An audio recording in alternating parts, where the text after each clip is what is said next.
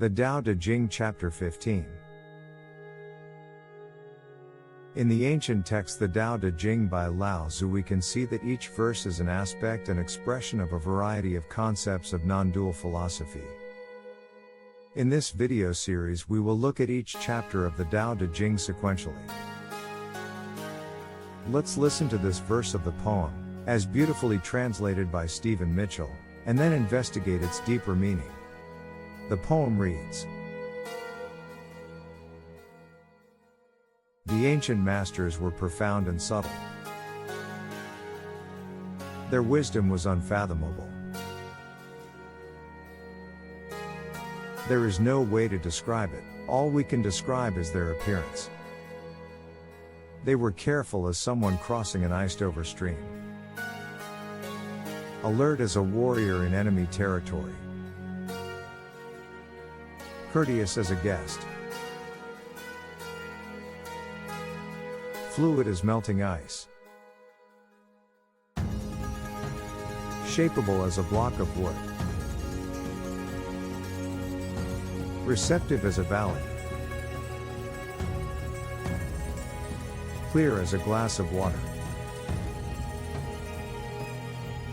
Do you have the patience to wait till your mud settles and the water is clear? Can you remain unmoving till the right action arises by itself? The master doesn't seek fulfillment. Not seeking, not expecting, she is present, and can welcome all things.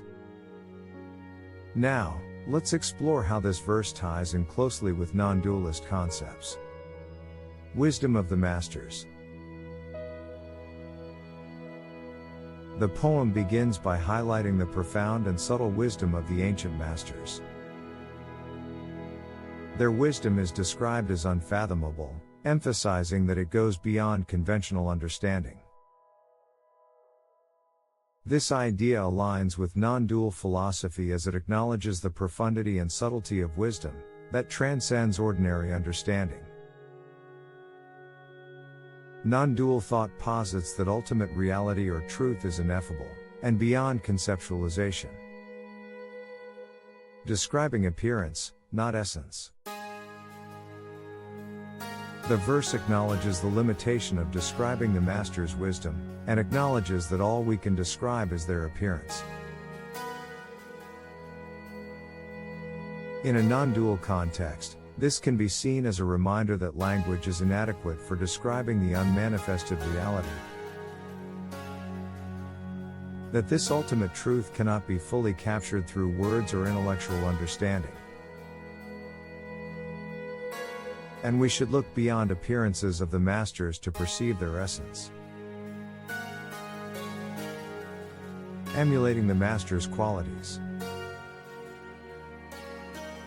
The poem lists various qualities of the masters, such as being careful, alert, courteous, fluid, shapeable, receptive, and clear. These qualities mirror the virtues strongly cultivated in non-dual philosophy, such as mindfulness, alert as warrior in enemy territory. Courteousness, courteous as a guest.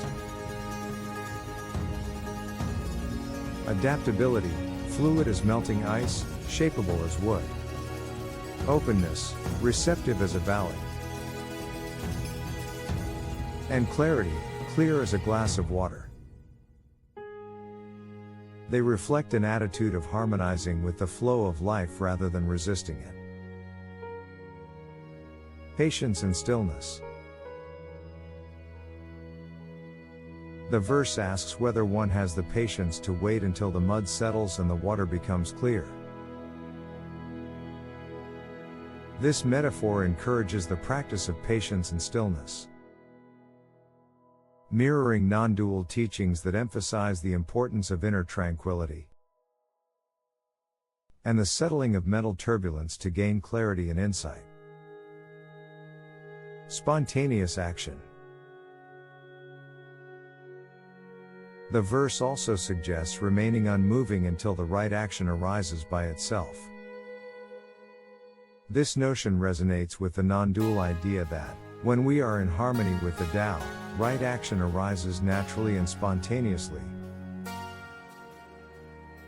without the need for contrived effort or seeking. Present and non-seeking awareness. The poem concludes by highlighting that the master doesn't seek fulfillment and is present, welcoming all things. This reflects the non-dual principle of being in the present moment, and not seeking external validation or continually striving for more. The master's state of non-seeking aligns with the idea that true fulfillment comes from recognizing our inherent connection to the source of all existence.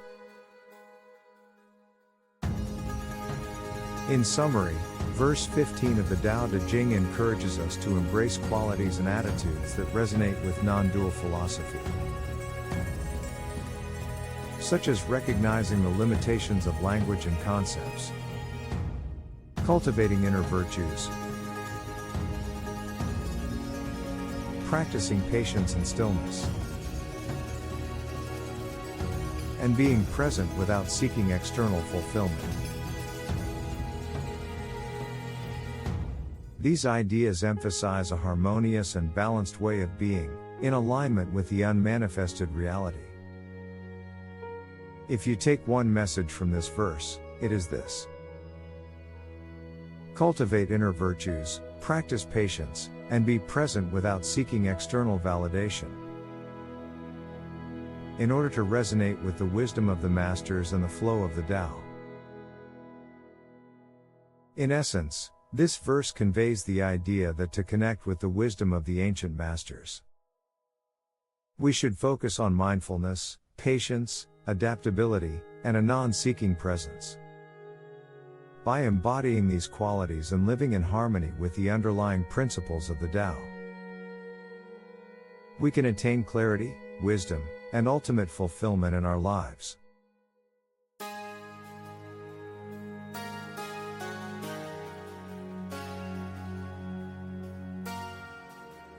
Thanks for watching.